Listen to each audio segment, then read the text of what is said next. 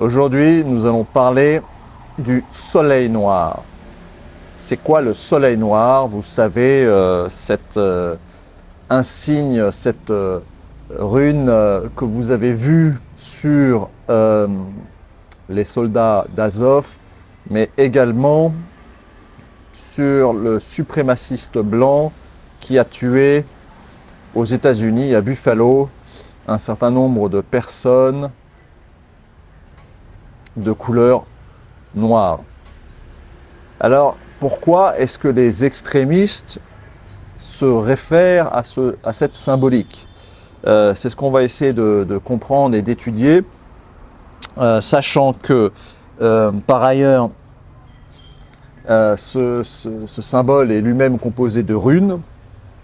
Et nous allons faire comme d'habitude une partie historique, philosophique et politique, puisque tout est politique dans la vie.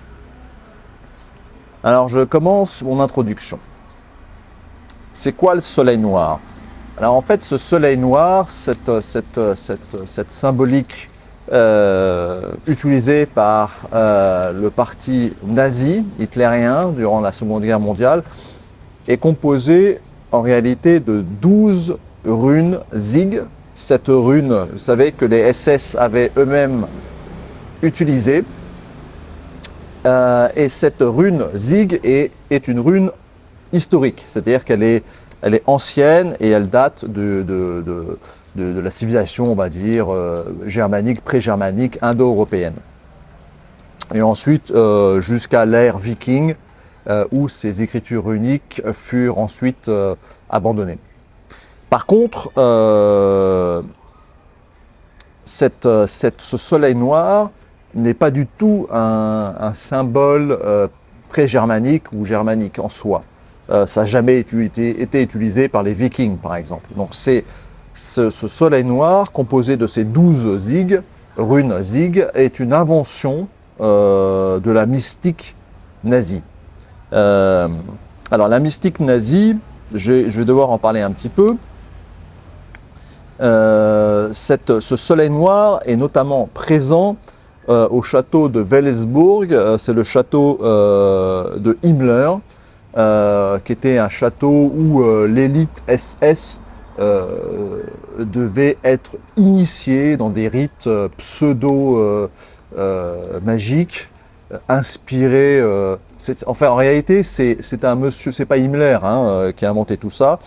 C'est un monsieur qui s'appelle Karl Maria Willigut. C'est le mentor de Himmler, si vous voulez. Et ce monsieur a créé ce qu'on appelle une religion, l'irménisme, la religion des SS, qui est un mélange de religion païenne, de rites maçonniques, d'initiation maçonnique, et d'un christianisme entre guillemets non juif. Je reviendrai après. Alors ce christianisme non juif cette mystique inventée par Willigut, qui a été quelque temps après mis de côté au Parti national-socialiste parce qu'on a remonté ses antécédents psychiatriques. En fait, ce monsieur avait été interné en psychiatrie. Et vous savez, Göring était l'ennemi juré de Himmler. Göring, cet Allemand, vous savez, de la noblesse prussienne, cet aviateur, cet as de la Première Guerre mondiale, qui lui n'était pas du tout un mystico fanatique comme Himmler, ne supportait pas Himmler, et il a sorti le dossier sur Karl Maria Willigut et ses antécédents psychiatriques, et là même Hitler a dû demander à Hitler de s'en séparer. C'est pour vous montrer le niveau, si vous voulez, psychiatrique. Alors, le soleil noir est présent au château de Wellesbourg, comme sous forme d'une dalle. Bon, je vous mettrai les photos. Sous une forme d'une dalle où il y avait les 12 positions. Et sous cette dalle, il y a une crypte en bas. Et cette crypte, pareil, avec 12 emplacements, servait sans doute de rite initiatique pour les officiers haut gradés de la SS. Alors, vous voyez, les 12 tribus d'Israël, le roi Arthur, les 12 chevaliers de la table ronde. Vous voyez, c'est un mélange synchristique assez étrange, tout en récupérant de la mythologie scandinave, germanique, avec ces runes, Odin, etc., les dieux scandinaves, les dieux germains, les anciens dieux germains. Et ce château a été aussi utilisé par l'Ahnenerbe. L'Ahnenerbe, c'est cette division SS qui avait pour but, d'un point de vue archéologique, la recherche de l'ancêtre germanique, de la culture germanique. Puisque Hitler avait demandé, et ça c'est quelque chose d'historiquement prouvé, avait demandé à ce qu'on se détache un peu de la culture grecque ou italienne, parce qu'il voulait, vis-à-vis surtout de Mussolini, il voulait se démarquer et créer un mythe fondateur, une nouvelle religion, où lui-même aurait été le Messie, hein, Hitler, avec une recherche archéologique ancestrale. Donc voilà, il y avait toute cette histoire. Ils sont allés un peu partout dans le monde à la quête, notamment chez les Cathares, etc. à Toulouse. Bon, voilà un peu si vous voulez, alors, cette introduction, en fait, pardon, ça c'est l'introduction. Maintenant, nous allons passer dans la partie historique. Alors, comme vous l'avez compris, il n'y a pas une réelle... enfin, le soleil noir n'est pas une rune ancienne. C'est un symbole qui a été inventé, entre autres, par Maria Willigut, qui est composé de 12 runes Zig. D'accord ? Alors, pour information, les plus anciennes runes qu'on ait trouvées d'un point de vue archéologique, elles datent de 150 ans après Jésus-Christ, notamment en Scandinavie, et c'était une écriture magique et peu courante en réalité, hein. Il n'y a pas de traces écrites runiques dans des livres, des choses comme ça. Il y a des stèles, il y a des représentations. C'est une écriture un peu magique, un peu comme le pali ou le sanskrit en Inde et en Asie. Chez les hindouistes ou chez les bouddhistes, hein, vous savez, ces écritures, ces incantations magiques, ces yantras. Donc c'est un peu la même chose, et on a retrouvé notamment des amulettes magiques écrites en runes, avec un mot magique très puissant qui est, je vous prononce à la française, Alu, A-L-U, mais d'un point de vue, sans doute une prononciation plus scandinave, ça aurait plutôt été Alo, quelque chose comme ça. Et ça veut dire quoi en réalité? Ça veut dire plusieurs choses, mais une des traductions est breuvage d'intoxication. Hein. En fait, pour entrer en transe, comme les chamans, l'usage de la drogue était utilisé chez les païens, chez les anciens Européens. Et cette incantation permettait de se rapprocher des esprits des dieux, hein, par l'utilisation de drogue, cérémonie d'intoxication. Là, je fais une petite parenthèse avec le livre, le très bon livre L'Homme, hein, à lire. J'avais fait plusieurs vidéos dessus, enfin une principale, etc. Et ce qui nous distingue fondamentalement de Arnold Gehlen, hein, le livre, ce qui nous distingue fondamentalement des animaux, c'est notre capacité à nous intoxiquer. Hein. Les animaux ne consomment pas de drogue. Bon, alors oui, effectivement, au Cambodge, il y a eu des singes alcooliques, choses comme ça, mais c'est quelque chose qu'on leur a appris d'une manière naturelle. Un chien ne va pas boire du whisky ou du vin, il va plutôt s'en écarter. Alors, cette incantation à l'eau ressemble beaucoup aux hommes, par exemple hindous, etc. C'est des écritures magiques, runiques donc, hein, qu'on a retrouvé, celle-là, je pense qu'on l'a retrouvée au Danemark, il me semble. Donc les runes ensuite ont été formalisées à la fin en fait de l'ère viking. Vous savez, l'ère viking se termine au XIIe siècle, même un petit peu avant, mais en Islande, les derniers territoires vikings non convertis au christianisme, c'est l'Islande. Et au XIIe siècle, déjà, c'est la fin, et les Scandinaves et les Vikings, scandinaves ou islandais, sont tous convertis au christianisme. Et l'Edda est écrit à cette époque-là. Donc le christianisme est déjà présent. Ça veut dire qu'en fait, beaucoup de runes ont une inspiration christique chrétienne. Et notamment même le Ragnarok scandinave, qui est l'équivalent de l'Apocalypse, la fin du monde chez les Scandinaves dans la religion scandinave viking, a sans doute été inspiré par l'Apocalypse chrétien. Donc voilà, et il y a beaucoup de runes aussi, je vous mettrai des photos des runes qui sont comme des compas, un peu avec les points cardinaux, etc.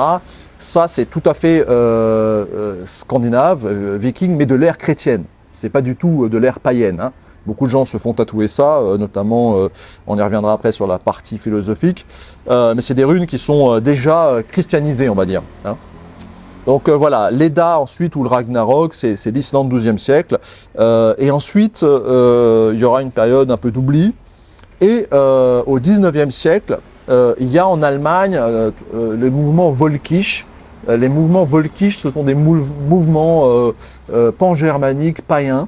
Et là, on redécouvre les runes, on redécouvre la culture scandinave germanique ou pré-germanique. Et il y a un monsieur qui réécrit les runes, qui s'appelle Guido von Nist.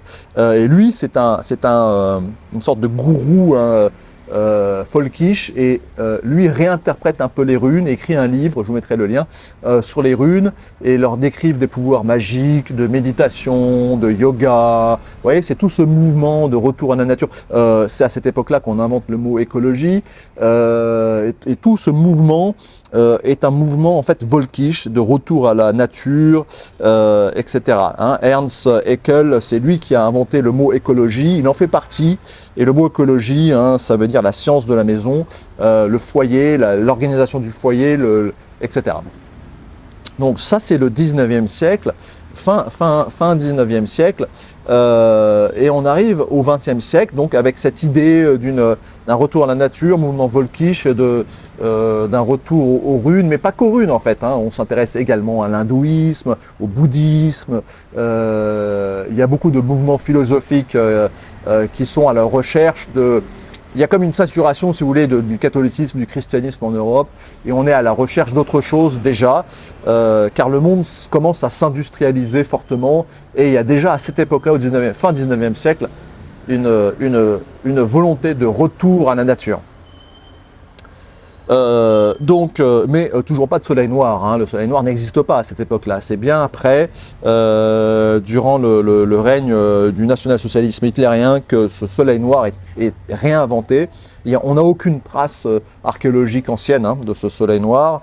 Et là ensuite, la Seconde Guerre mondiale, donc le soleil noir, le château de Willesbourg, qui est dans la forêt de Teutobourg. Alors la forêt de Teutobourg, c'est aussi une autre grande symbolique germanique, puisque c'est là où les légionnaires romains sont stoppés par les Germains, hein.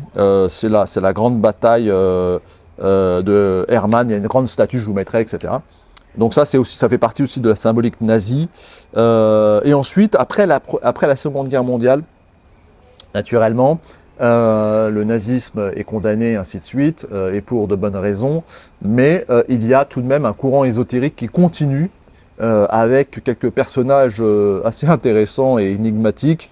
Et le soleil noir est comme la swastika, vous savez, la croix gammée, la swastika, c'est un symbole en réalité très ancien et mondial. C'est pas du tout les nazis qui l'ont inventé. C'est un symbole qui existe partout sur la planète, puisque ça représente la roue solaire. Et la roue solaire, ça a été quelque chose, je veux dire, le soleil, nos traces, le soleil, a marqué tous les peuples, des Navarros jusqu'aux Japonais. Donc on retrouve ce symbole de la swastika un peu partout dans le monde. Il a notamment été utilisé en Inde. Et en Inde, c'est le symbole de la paix, de la prospérité et de la chance, hein. Et donc, après la Seconde Guerre mondiale, les néo-nazis, hein, ceux qui veulent faire perdurer ce mysticisme plus qu'un outil politique, vont se réunir autour du soleil noir, parce que la swastika c'est trop connu, mais le soleil noir on ne sait pas trop ce que c'est, on fait croire que c'est un ancien truc viking ou autre, ouais, ça passe mieux, hein. Et d'ailleurs toujours aujourd'hui, hein, on en parlera après. Donc ça c'est la mystique nazie, et là vous avez des personnages comme Madame Savitri Devi, qui est une Française d'origine portugaise, une franco-portugaise qui s'est mariée en Inde. Et elle, c'est une inconditionnelle de Hitler, hein. de l'antisémitisme pur et dur. Et vous avez aussi Miguel Serrano, qui lui est un Chilien, je crois, ou non, peut-être pas Chilien, enfin en Amérique du Sud, qui a été ambassadeur donc du Chili, je pense, mais je suis pas certain, on vérifiera, en Inde pendant de nombreuses années, et lui est retombé dans l'hindouisme, etc. Et c'est également un des détracteurs de la mystique hitlérienne, on va dire. Et ensuite, dans les années 90, enfin, il y a un livre qui est écrit sur le soleil noir en Allemagne et qui remet au goût du jour, on va dire, un peu cette mystique néo-nazie du soleil noir. Et à partir des années 90, le soleil noir est utilisé, ainsi que d'autres symboles, par exemple les trois triangles et ainsi de suite, est utilisé fortement, mes voisins font des travaux, et est utilisé fortement dans tous les milieux néo-nazis, d'accord? Ça devient le nouveau swastika, la nouvelle croix gammée, si vous voulez, et c'est pour ça que tous les suprémacistes blancs vont utiliser cette symbolique, hein, que ça aille de Azov ou à ce pauvre gars, cet idiot patenté à Buffalo, qui s'est patché ça sur son uniforme. C'est une symbolique qui est utilisée par des personnes perdues et pensant pouvoir se raccrocher à quelque chose, et ça on en parlera dans la partie philosophique qu'on va aborder maintenant.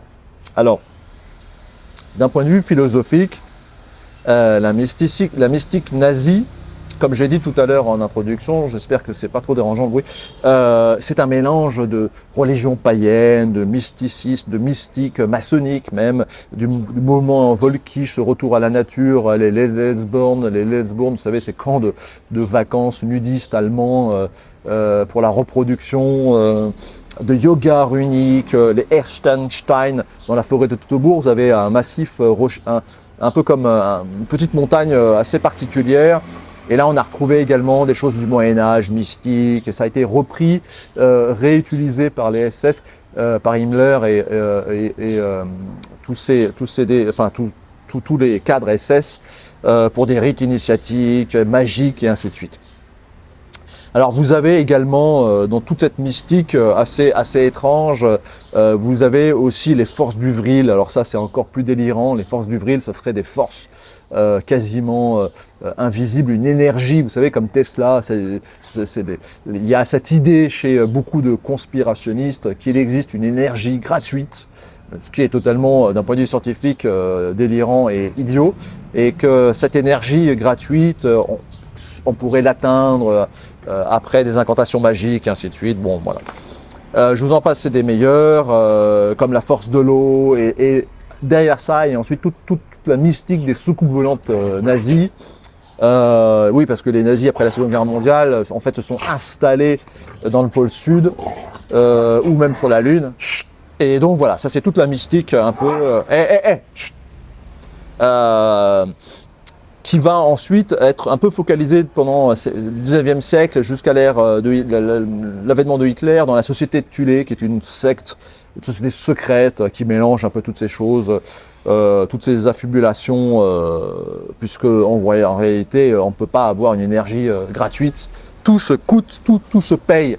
En fait l'énergie ne fait qu'être transmise, hein. Et elle ne peut pas être créée de nulle part, rien ne se crée, rien ne se perd, tout est recyclé, hein. Alors, bon, la revue Ostara, etc., bon, Guido van Lys, les expéditions au Tibet pour la recherche de cette énergie, mais également des Atlantides, etc. Parce que dans toute cette mystique, si vous voulez, nazie, l'idée vient du fait que l'Arien n'est pas terrien. Les Ariens viennent naturellement d'un autre monde, de l'Atlantide, de l'espace intergalactique et ainsi de suite. Bon, je vous en passe des meilleurs. Alors maintenant, d'un point de vue plus, si vous voulez, plus philosophique, pourquoi est-ce que de jeunes hommes perdus, blancs en général, ça a quand même du sens pour ça, se réfèrent à cette mystique néo-nazie, d'une part parce que en réalité le christianisme étant quelque chose de mondialiste et pas du tout, je veux dire, racialement européen et blanc, pour dire les choses crûment et simplement pour que vous compreniez. Quand vous êtes blanc et que vous êtes un peu perdu et que vous cherchez quelque chose de fort pour vous identifier, ce qui est normal en soi, hein, chez les Noirs, ça va être l'Afrique, les Zoulous, etc.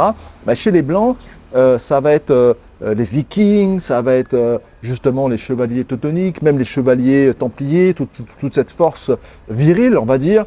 Et à partir du 19e siècle, tous ces mouvements mystiques et jusqu'au néo-nazi, enfin jusqu'au nazisme, parce que c'est difficile, si vous voulez, quand vous voulez être violent, fort, de vous rattacher à l'image de Jésus-Christ. Hein, et c'est pas tellement, ça fonctionne mal. Hein, Jésus-Christ il dit si tu te prends une gifle, tu tends l'autre joue, quoi. Donc ça, c'est pas viril, d'accord. Donc forcément, si vous cherchez quelque chose de guerrier, bah, vous rapprochez de cette mystique-là. Alors je sais bien qu'il existe des courants catholiques, on va dire traditionnels, qui valorisent le chevalier, etc. Mais bon. Le plus violent, le plus fort, c'est quand même les Vikings, cet esprit guerrier jusqu'au SS, le soldat SS qui a combattu, et ça c'est historique, hein, de manière vaillante et sur les fronts de l'Est pour sauver l'Europe. Et ça c'est ce qu'on retrouve exactement maintenant aujourd'hui avec le conflit en Ukraine, où les soldats Azov, pour tous ces gens qui recherchent des racines identitaires européennes blanches, hein, eh ben c'est quelque chose sur lequel on se raccroche. Donc d'où ce soleil noir qui représente cette force entre guillemets européenne contre l'envahisseur. Hein. Alors l'envahisseur, il peut être juif, il peut être asiatique, il peut être russe aujourd'hui. Hein. Comme j'ai dit dans ma vidéo sur le spirit jaune, en réalité la Russie est associée, et d'un point de vue géopolitique et géographique, c'est exact, à l'Asie, hein, à l'homme jaune. Donc voilà, donc quand vous êtes blanc, un jeune homme blanc, perdu, un peu isolé, perdu, etc., ou vous êtes parti d'une bande, etc., qu'est-ce que vous allez chercher comme symbolique forte? Vous allez chercher effectivement tout ce qui a trait aux Vikings, aux guerriers blancs, jusqu'à le SS qui est une sorte d'achèvement du guerrier, ou alors les SAS britanniques, ou les parachutistes français en Indochine, etc. Mais vous avez quand même, c'est difficile de se faire tatouer la croix de Jésus et puis d'aller tuer des gens. Ça marche pas. Par contre, si vous vous faites tatouer la rune d'Odin ou les runes Zig ou autre, ou voir un soleil noir, etc., comme c'est des choses qui ont été associées à la virilité et à la force et à la violence, hein, je ne préconise pas du tout ces choses-là, je les explique. Et voilà, vous allez vous tatouer ça. Mais vous savez, vous retrouvez également ces tatouages runiques, vikings, etc., du côté russe. Hein. Je vous mettrai des photos exactement, notamment également dans les bataillons des républiques du Donetsk. Vous avez également des guerriers qui se tatouent des runes. D'accord? C'est quand même, voilà, ça a plus de sens guerrier de se tatouer un viking que de se tatouer la Vierge Marie. Hein? Ouais, d'un point de vue philosophique, c'est quand même plus cohérent. Hein. Voilà. Alors, bien évidemment, ça reste quelque chose qui tend vers la violence. La violence est condamnable. Mais voilà, quand vous avez besoin de vous motiver pour aller à la guerre, pour combattre, vous savez, la guerre, c'est pas quelque chose de doux. Hein. Quand vous allez combattre, c'est pour tuer. C'est pas pour tendre l'autre joue. Donc voilà, ça c'est un peu, si vous voulez, cette idée-là. Bon voilà. Et comme il faut toujours une mystique, si vous n'êtes pas chrétien, ou si vous ne combattez pas au nom de Jésus, etc., ou les Russes combattent, si les Russes ne combattent pas au nom de l'orthodoxie de Jésus, vous allez vous référer à cette symbolique-là, à ce mysticisme-là, d'accord, à ce mysticisme-là qui va des Vikings jusqu'au SS, parce que vous avez besoin pour aller combattre et risquer votre vie ou voire mourir, vous avez besoin d'avoir du mysticisme. Alors soit c'est du fanatisme politique, soit c'est du fanatisme religieux ou mystique, voilà, d'accord. Sinon c'est compliqué d'aller à la guerre. Vous avez qu'à voir les Tchétchènes, pourquoi les Tchétchènes sont d'aussi bons combattants en Russie, en Ukraine, avec la Russie. Bah, c'est tout simplement que pour eux, mourir, c'est l'entrée directe au paradis. Hein. Donc c'est quand même plus simple. Bon voilà, je passe là-dessus, je termine sur cette partie un peu philosophique, mystico-philosophique, etc.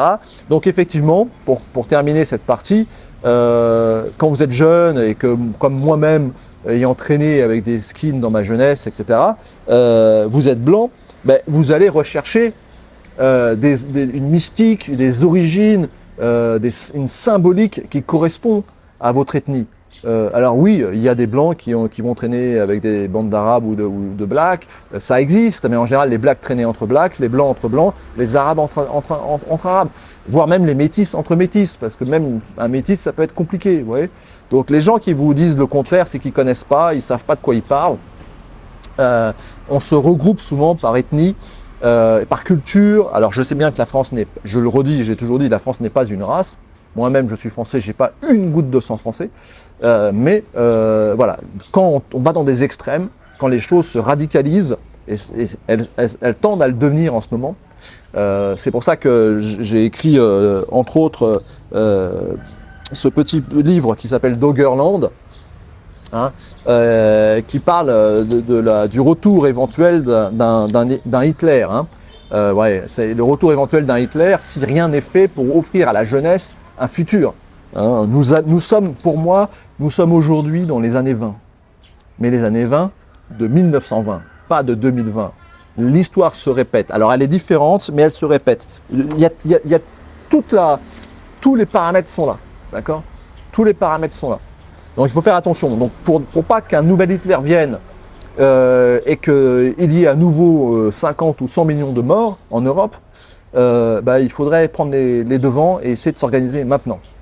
Avec quelqu'un comme Zemmour peut-être, ou enfin il faut redonner de la virilité à la société européenne, française, avant que ça soit trop tard. Avant que ça soit trop tard. Bon, j'entre justement dans la partie politique, c'est ma transition sans avoir fait exprès.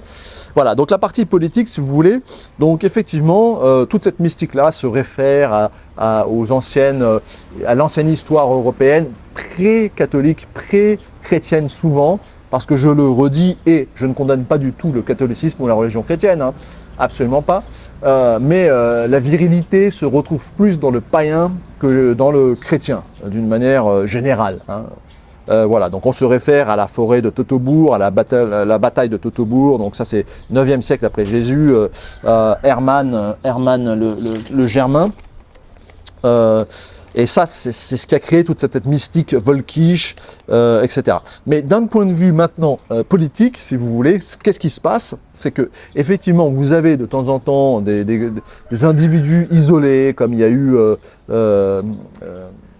des individus perdus. Certains vont se référer à l'islam, d'autres vont se référer au paganisme, au national-socialisme, au nazisme, d'autres vont se référer à autre chose, enfin, à des problèmes variés et divers. Ce qu'on comprend, c'est qu'il y a un problème sociétal, d'accord ? Il y a un problème sociétal. Quand vous avez 20 ans et vous êtes capable d'aller tuer 10, 20, 30 personnes, c'est qu'il y a un problème. Il y a un problème profond dans la société qui se voit beaucoup aux États-Unis, qui se voit moins en Europe, parce qu'on est quand même, nous, mieux préparés aux changements qui arrivent. Mais je pense que ça va arriver de plus en plus, d'accord ? Parce que il faut, quand les jeunes sont perdus, qu'il n'y a pas de futur, au point de vue politique, il n'y a pas de futur, et que qu'est-ce que vous pouvez faire ? Vous suicider, aller tuer des gens dans la rue, faire quelque chose, voilà. Vous avez besoin, en fait, la jeunesse a besoin d'espoir, mais surtout de motivation et d'être cadré dans un projet. S'il n'y a plus de projet, eh bien, on tombe dans des extrêmes. Certains vont aller dans l'islam, d'autres vont aller dans des groupes néo-nazis comme Azov ou autres, etc., des gangs, etc. On a besoin, si vous voulez, d'espoir, et c'est pour ça que si, à mon sens, rien n'est fait d'un point de vue politique, si on n'offre pas un espoir, une société plus virile, plus traditionnelle aux jeunes, ça va partir grave en couille.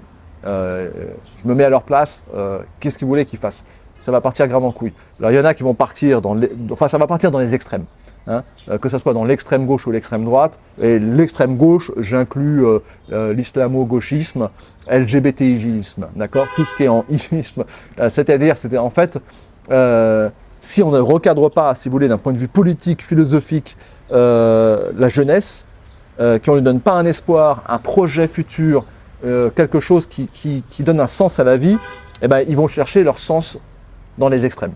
Ça a toujours été comme ça et ça le sera. Donc quand vous êtes blanc, bah, vous allez devenir peut-être suprémaciste blanc. Quand vous êtes noir, vous allez devenir suprémaciste noir. Si vous êtes trans, vous allez dire suprémaciste trans, j'en sais rien, ou de gauche, communiste, ce que vous voulez. Il faut redonner l'espoir à la jeunesse. Et ça, d'un point de vue politique, en France, mis à part Zemmour, ou alors Zemmour et Philippot, hein, parce que Le Pen, je pense que c'est mort. Enfin, il n'y a pas. Pourtant, quelqu'un comme Bardella est quelqu'un de bien, mais il devrait quitter le Front National et éventuellement créer un nouveau parti avec d'autres jeunes, même de Zemmour, hein, parce que même Zemmour, si vous voulez, c'est une météorite pour moi. Je vote pour lui, je le redis et je le soutiens, mais c'est une météorite. Et puis il s'est trop mis à droite. Il a trop voulu draguer les bourgeois. Et du coup, il a oublié un peu le petit peuple. Hein. Ça, c'est mon côté socialiste. Mais bon, voilà. Donc il faut au contraire, je veux dire, fédérer les Français qui souhaitent un retour à une société du bon sens. Traditionnaliste, mais du bon sens, avant tout du bon sens. Une société qui offre un espoir aux jeunes, un programme, un projet, qui n'est pas la porte ouverte au contrôle de minorités totalement délirantes, que ce soit des minorités financières ou des minorités sexuelles, enfin, peu importe. Les minorités vont toujours s'entendre entre elles pour essayer d'imposer au peuple, à la masse, si vous voulez, leur point de vue, d'accord? Parce qu'elles ont raison, elles le savent mieux que nous, hein? Elles sont plus intelligentes, etc., etc. Et ça s'appelle le totalitarisme. Le totalitarisme, c'est ce que Hitler a fait, c'est ce que les mondialistes essayent de faire maintenant. Et à mon sens, et je conclurai là-dessus, parce que c'est ce que je pressens et que je ressens, il y a en ce moment un combat mondial entre les forces du bien et les forces du mal, entre le beau et le laid. La jeunesse a besoin de beau, d'être portée vers la beauté, vers quelque chose qui les dépasse, vers quelque chose qui leur donne un espoir, un sens à la vie. Ça peut être, vous pouvez trouver ça où vous voulez, dans la religion catholique, dans le paganisme, mais pas dans le totalitarisme et pas dans la haine. D'accord? Pas dans la haine. Haïr quelqu'un, ça ne sert à rien. D'accord? Haïr quelqu'un, c'est d'abord, avant tout, s'haïr soi-même. Si vous vous aimez, si vous êtes bien dans votre peau, si vous êtes confiant, si vous avez un avenir, si vous êtes satisfait par votre travail intellectuel, physique, vous aurez de l'amour à donner et pas de la haine à donner. Alors attention, ne confondez pas ce que je dis avec du pacifisme à deux balles. Si quelqu'un vient me faire chier, je sais me défendre. Il faut se défendre, d'accord? Mais il ne faut pas proposer de la haine. La haine ne résout rien, d'accord? Hitler a proposé de la haine. Azov, je ne connais pas fondamentalement leur point de vue politique, mais s'ils se réfèrent au national-socialisme hitlérien, il y a une bonne part de haine. Maintenant, pour ne pas tomber dans la haine, pour sortir de cette société totalitaire, même molle qu'on nous connaissons en Europe, mais qui est quand même totalement barrée, avec cette von der Leyen, enfin je veux dire, qui nous pousse à la guerre, qui nous pousse à la crise économique, qui nous pousse à la famine, qui nous pousse à haïr les Russes, mais nous, les Français, nous n'avons aucun problème avec la Russie. Les Ukrainiens, oui, ils ont un problème historique, ils ont un problème de frères, et ça date pas d'il y a que 10 ans, ça date c'est historique, d'accord? Et il faut qu'ils trouvent une solution entre eux. Hélas, la guerre a commencé, car parfois il n'y a pas d'autre choix que de faire la guerre, et je le redis, c'était une guerre préventive, hein. Les Russes ont fait une guerre préventive, puisque les mondialistes, alors je conclurai là-dessus, les mondialistes vont toujours utiliser l'individu ou des petits groupes de gens perdus et qui s'orientent vers l'extrémisme, d'accord? Diviser pour régner, si vous voulez. Le mondialisme savent manipuler. Et là, ils manipulent en ce moment et en Ukraine des gens comme Azov, qui sont sans doute de bons nationalistes, de gentils garçons à la base, un peu perdus, et qui se retrouvent, si vous voulez, politisés au-delà de ce qu'ils auraient dû faire, je pense.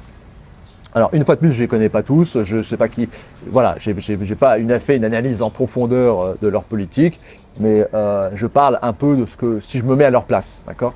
Ne tombez pas dans les extrêmes. Il faut organiser une société par nous-mêmes. On n'a pas besoin de mondialistes, on n'a pas besoin de Macron. En réalité, on n'a pas besoin de beaucoup d'hommes politiques. Ils ne servent pas à grand-chose. Il faut réorganiser la société. Et pour celle-là, pour réorganiser la société, il faut comprendre un peu notre histoire, comment on se positionne dans le monde. Donc ça, c'est mon premier livre, Révolution. Qui sommes-nous, les humains? De quoi avons-nous besoin? Et surtout, dans mon dernier livre, Espace épais, que je termine là, là, je propose une sortie de la violence, un modèle politique, sociétal, philosophique, pour sortir de la violence. Et je ne pense pas que ce soit un modèle mondialiste, même si nous allons vers une société mondiale inexorablement d'un point de vue historique, etc. En attendant, il vaut mieux recréer des sociétés dans lesquelles on peut s'entendre, qui protègent le peuple dans son intégrité, en retrouvant une société traditionnelle, plus écologique, plus naturelle, où les minorités arrêtent d'essayer de nous imposer des points de vue qu'en réalité nous ne voulons pas. D'accord? Et c'est pour ça que j'ai tendance à supporter les BRICS en ce moment contre le mondialisme. Vous avez vu que maintenant on veut rentrer dans les BRICS deux nouveaux pays. Je crois que c'est l'Argentine et l'Arabie Saoudite. C'est très intéressant. Et en ce moment, le leader des BRICS, c'est bien évidemment la Russie avec Medvedev, qui voyage beaucoup, notamment en Afrique et en Asie. Il y a un réel besoin. Les gens en ont marre de cette société totalement délirante, mondialiste, où des minorités nous prennent la tête, alors que la majorité, le peuple, souffre. D'accord? Redonner le pouvoir au peuple. Il faut redonner le pouvoir au peuple. Alors, hélas, en France, peut-être pour des raisons géopolitiques variées et diverses, nous avons décidé de remettre Macron au pouvoir. C'est pour moi une grave erreur. C'est peut-être le dernier soubresaut des forces mondialistes. Nous allons voir avec les législatives qui ont lieu maintenant ce qui va se passer. Mais en tout cas, ce qui est certain, c'est qu'il faut nous organiser dans une résistance. Et une résistance pas extrémiste. Une résistance intellectuelle, donc ça par exemple avec le cercle Aristote, vous pouvez vous former, etc. Une résistance politique entre Zemmour, Philippot et d'autres, ou le peuple de France, ce mouvement qui vient d'être créé. Il y en a beaucoup, on sent qu'il y a une effervescence, on sent qu'il y a une volonté pour les jeunes, les moins jeunes, de nous organiser en une nouvelle société. Et cette nouvelle société, elle est tout à fait réaliste et faisable. Il suffit de le faire. Et un des nerfs de l'argent, un des nerfs de la bataille, c'est l'argent. L'argent, c'est le nerf de la guerre. Donc il faudrait organiser notre argent, le mettre en commun, faire des banques, des coopératives pour sortir du système. Alors, les monnaies, les crypto-monnaies sont intéressantes en cela. Au point de vue technologique, on a beaucoup de solutions, mais il faut essayer de sortir du système mondialiste parce qu'il nous endette, il nous écrase, il nous manipule et il nous mène tout droit vers le chaos, la destruction, le lait. Je conclurai là-dessus. Allez vers le beau. Le beau, c'est quelque chose de naturel. Et le beau, c'est pas quelqu'un physiquement laid, peut-être beau. Le beau, c'est plus profond que ça. C'est une harmonie, c'est de la bonté, de la gentillesse. Il y a des gens qui ne sont pas gentils. Tout simplement. Il y a des gens mauvais. Éloignez-vous d'eux. Éloignez-vous d'eux. Créez des clans entre gens de bonne constitution et qui vont vers le beau. Merci de m'avoir écouté. À très bientôt.